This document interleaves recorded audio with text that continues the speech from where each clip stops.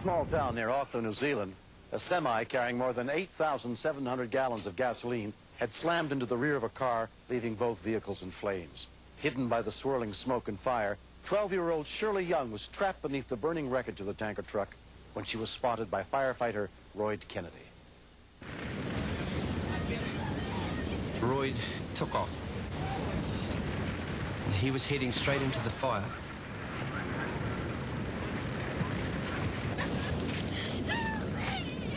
In under the truck, there's this child crushed by a big wheel. I could feel her feet protruding from under the tyre where her limbs had been broken and doubled back. She was really scared. Mind you, so was I. But I let her know that I wasn't going to leave her, no matter what. At that point, I'd lost sight of him. I thought I'd lost him.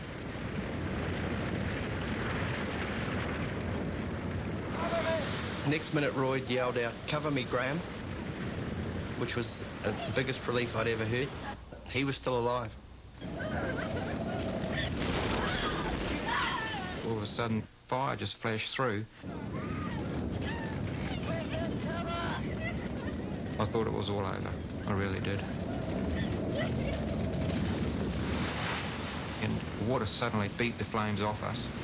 To give some protection to where Royd was in the wreckage, we had to move guys into a position where they were exposed to danger. Divisional Officer Ray Warby was in charge at the scene. Shirley was lucky because she was in the only part of that wreckage where any person could survive. It was being sheltered by the chassis and the trailer unit. Among the more than 100 rescue workers who converged on the scene was paramedic Grant Pennycook.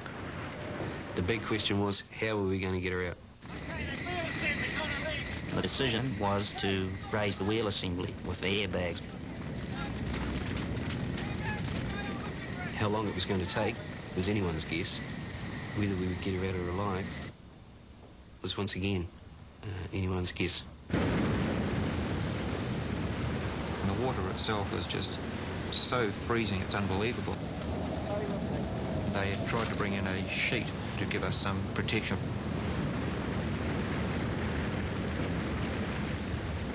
I was continually talking to her, keeping her going. Have you ever been horse riding?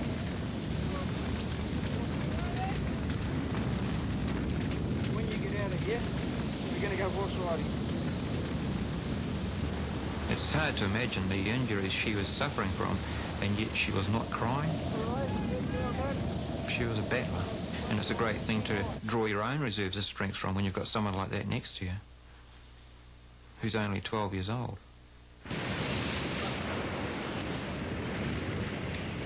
The firefighters were roasting, but they didn't back off. They just stood their ground. I was so astounded at the tenacity of my men.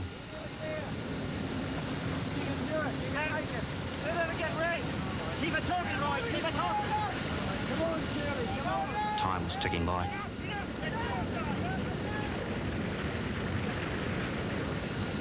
She suddenly started to fade away, and she looked at me with big brown eyes, and she looked at me and said, "If I don't make it, tell my mother I love her."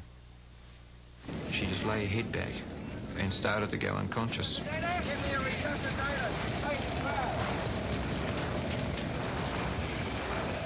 A resuscitator was passed in under the truck, and I started keeping her alive. Shirley had been trapped under the truck for more than 40 minutes in the intense heat and fumes.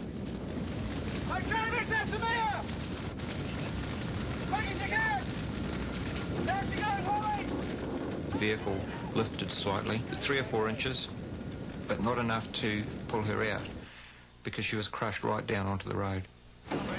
But we were then able to get a further lift by using a hydraulic ram.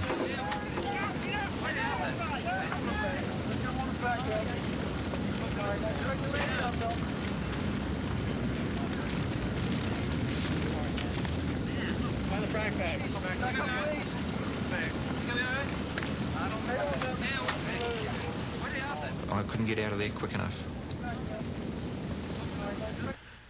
she was away, which was an immense relief.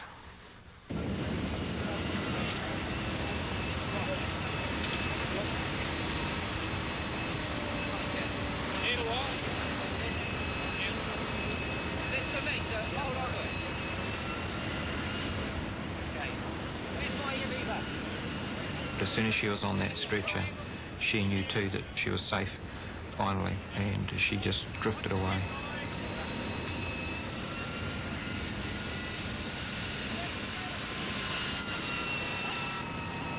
After the rescue was completed, the fire just went out, just like that. Poof.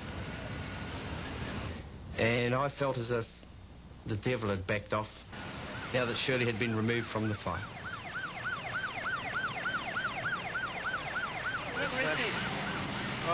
I honestly, I just haven't got time. I'm so cold and I'm dizzy and I just want to lay down.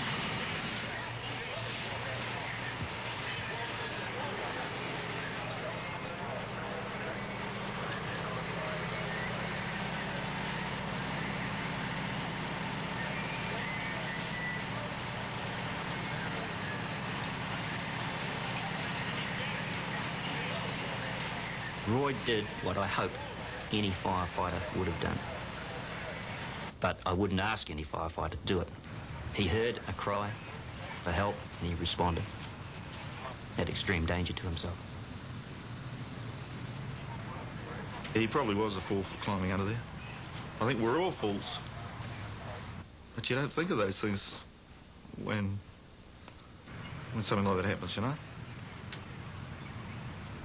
I got home that night and I just cried. Yeah.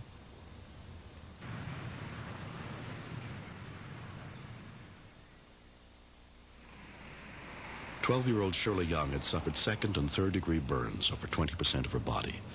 Both legs were badly broken, one so severely that it had to be amputated. She and her mother spent months in the hospital recovering from their injuries. When Roy comes to get me, he said he was going to take me horse riding. When did he tell you that? When I was under the truck, I think. And that's what you're looking forward to the most? Yeah. Right, now you got to lift up yourself. 5 months after the accident, Royd kept his promise. Here, hang on to the driving part. Will you stand there and fight for the catch me? Royd and Shirley had grown very close, but she remembers little of the night he saved her life.